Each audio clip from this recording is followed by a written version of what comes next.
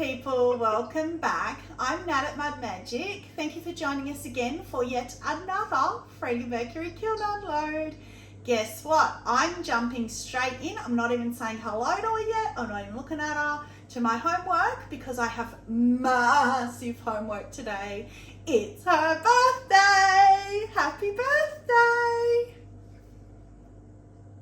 Thank you. Today. I was actually like, I'm not going to say hello because then I'll say, how are you? And you'll say, oh, we went to lunch and blah, blah, blah. So I want to get my happy birthday in first. Well, thank you. How was your lunch? It was very yummy. Yeah. You made me want Thai food. Oh, sorry. Oh, it was so yummy. The only thing was that the restaurant didn't have aircon and it's really hot down here today. It's stinking so, hot. Yeah, it was a bit, I needed to get out by the end. I needed to get out of the restaurant by the end of it, but the food was beautiful. The service was great. The staff put a banner up on the wall saying happy birthday and everything. It was great. Yeah, she sent me a photo. So yes, it is stinking hot here, of course, in Sydney, and I'm standing leaning on a 72 degree kiln, which is, I don't know, 200 Fahrenheit, something. So I looked up, it's 32 degrees here at the moment, which is 100 degrees Fahrenheit. It's hot today. It's going to be hotter tomorrow though. So the aircon's on upstairs, but not in the garage, unfortunately. So I'm going to get back up there. Oh, I did have other homework though. So on our kiln unload yesterday, first of all, let me apologise for all these kiln unloads. They are quick, and Trace and I had the whole conversation around should we just build all the plates up and do one, but then it was going to be longer. Anyway, we decided just to do it. You know, I never hide anything. If you don't want to watch fast forward, as I always say, but I won't hide anything. So that's why you're getting bombarded. So these are all slip cast pieces. I've had a few people comment and say, how do you do it so fast? I don't. I slap glaze on them. I just want to get rid of them. So they will sit upstairs glazed, and each time I sell some, I'll take more to the markets. I just wanted to get them done.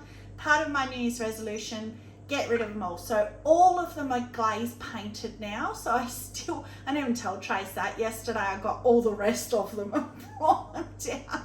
So it's like another 2 kiln loads yet of plates, or 3, I don't know.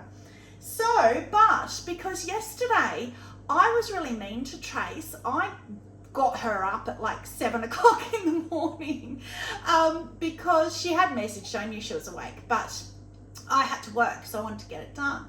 So if you watch the video from yesterday, Trace and I are really flat. We're like, hi, because it was still asleep. I couldn't even get my words out because I hadn't woken up yet. Yeah. And apologies for the sound in the background because I went and sat outside because the family was still all in bed. So I didn't want to be sitting talking loudly inside. So I went and sat outside. But we are near the bush and the crickets are going, oh, sorry, that's not the crickets, the cicadas were absolutely going nuts. I said crickets, that's my fault. Yes, cicadas.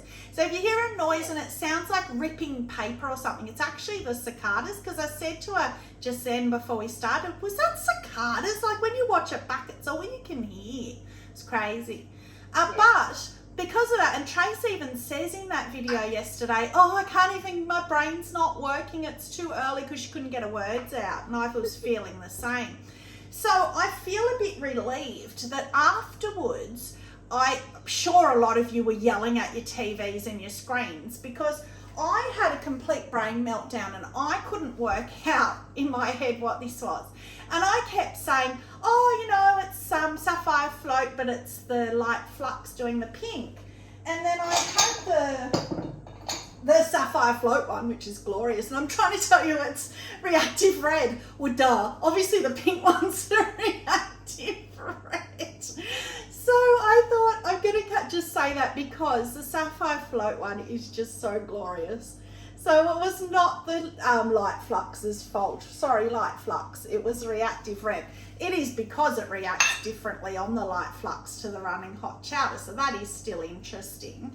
The running hot chowder turns blue, which is interesting. But so that's the reactive red, which as soon as I clicked, it makes sense once I woke up. So, but the reason I'm showing you this is because I've had a sneaky peek, of course, and the top large sapphire float one, which is also what made me click, is on the top, and it's glorious. So I did say to you that I might wash them off, I'm not sure. Well, once I clicked to that, I had already fired all the reactive red ones, which were the only ones I didn't like. So I thought, well, I'm just going to still fire them then because the others were okay. So thank you, Poppy. Let's get into it. So let's start with the sapphire float one. It's beautiful. I love it. So I'll refresh from yesterday. They're all exactly the same. They're all 3 obsidian on the back, 2 obsidian on the front, 3 layered dots of running hot chowder, and then 2 of the colour over the top. So this one's sapphire float. Isn't that beautiful?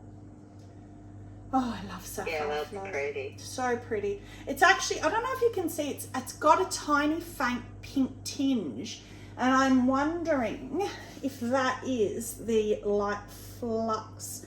No, I think it is the running hot chowder because even the bigger dots have it. Either way, it's beautiful. It's a very faint, blushy, sort of a fleshy almost colour, and it's so pretty.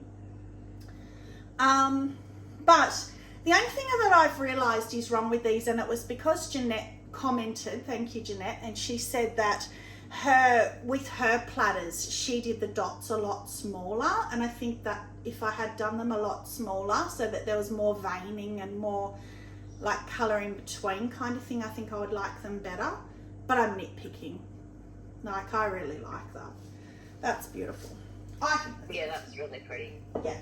And then the seaweed one. And I know I had saying it on record that I liked seaweed stuff because then you've got it recorded. But I do.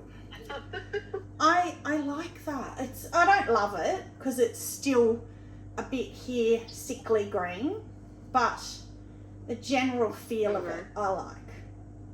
And I've just noticed there's a chunk of back. I don't know where that come from. Oh, don't touch it. I'm not cutting myself. But I'll be able to knock that off easy. That's weird. I don't know where that came from. But yeah, quite like that too. So let's go down further. So we should have the, hot, I'm going to need my gloves. Smoky Merlot one in here as well, which is this, which is, ow, very hot. Okay, let's not do that. Hate putting gloves on a hot day. It's already hot enough standing next to the kiln, let alone putting these on. But anyway, so yeah, again it's reacted purpley with the light flux. It's not as bad as the pink ones, but I don't mind it, but it's not great.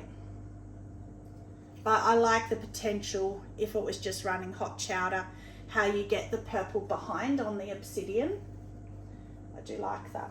Funny thing is, it's more of a reddy pinky than sapphire float. Sorry, Smoky Merlot on obsidian is usually more purple than that.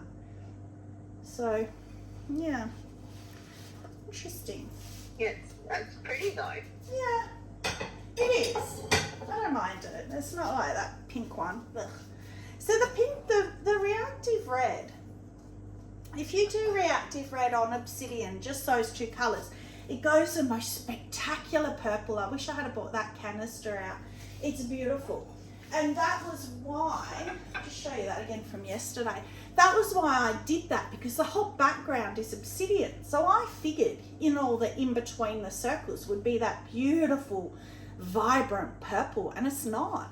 It's blue, if anything. Which is why it confused me and why I thought it was sapphire float. I was really expecting that beautiful purple and I did not get it. So I won't be doing that again. But if you want a beautiful purple, just obsidian reactive red is glorious. Oh yuck. This is the one that I already knew. Huh? Oh no, I already knew because that's the other one we did with the textured autumn. And it's that brown. Who knows, like someone might like it. There's a lot of veining on the dots on the running hot chowder. I like the effect. I just don't like the colour. But again, there's nothing wrong with it. Someone's colour. Yeah, exactly. Somebody might love it. Who knows? And if it doesn't sell, I'll put it in the bargain bin.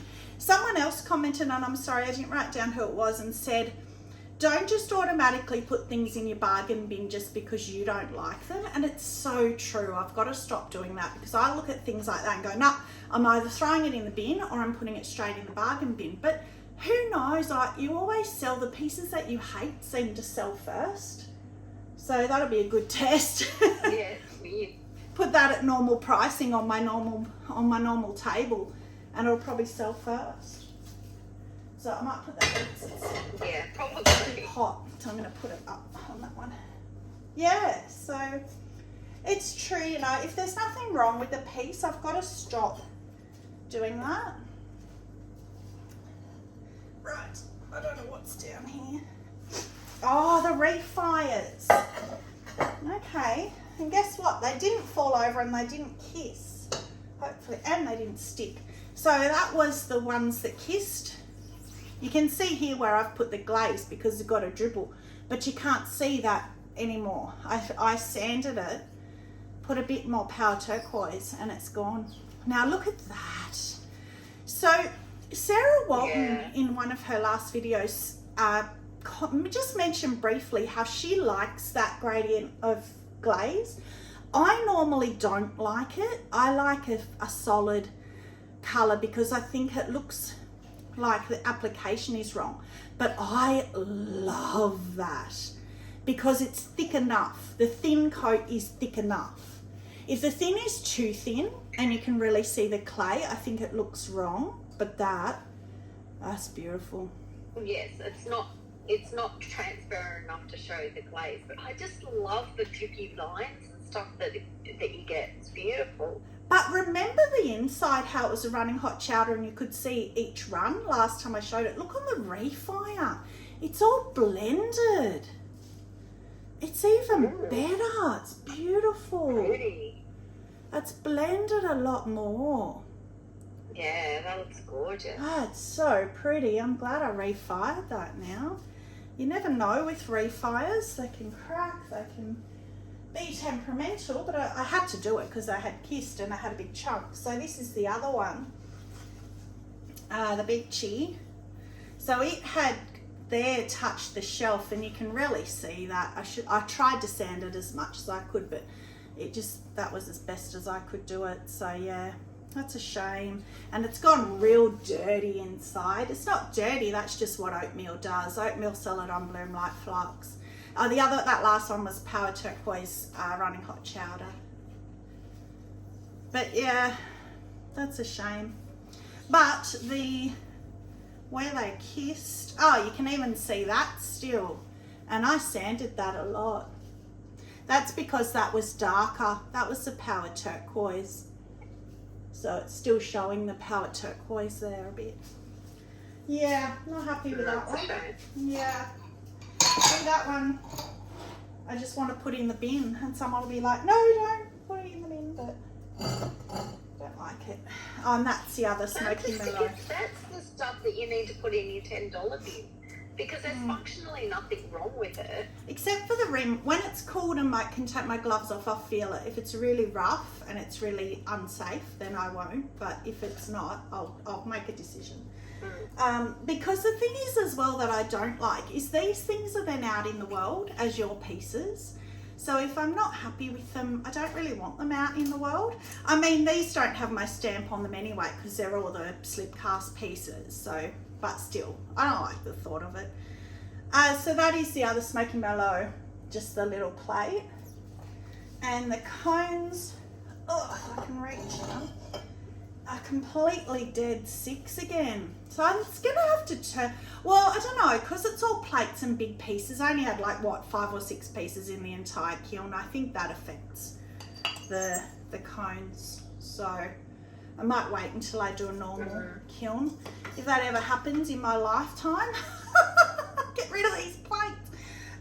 So I have a lot of mugs coming through. That's what I'm waiting for is mugs, because I love a mug kiln and other things, but a few mugs. So I have got more plates, so Freddie is literally going straight back on now, so I'll be back again tomorrow. Again, I apologise, but you know, I've got to get through it and I won't hide anything. But you know, you don't need to fire. You know, you don't need to fire all of these plates right away. You can just leave them sit and then put them in. Yeah. Just every now and again in amongst other stuff. I have done that before, but the problem is when they sit, they collect dust, and then that's when I tend to get those lumps on things. You know how I've had those lumps on things? Yeah, and you can brush it off, but then you're brushing the glaze off, so I don't know.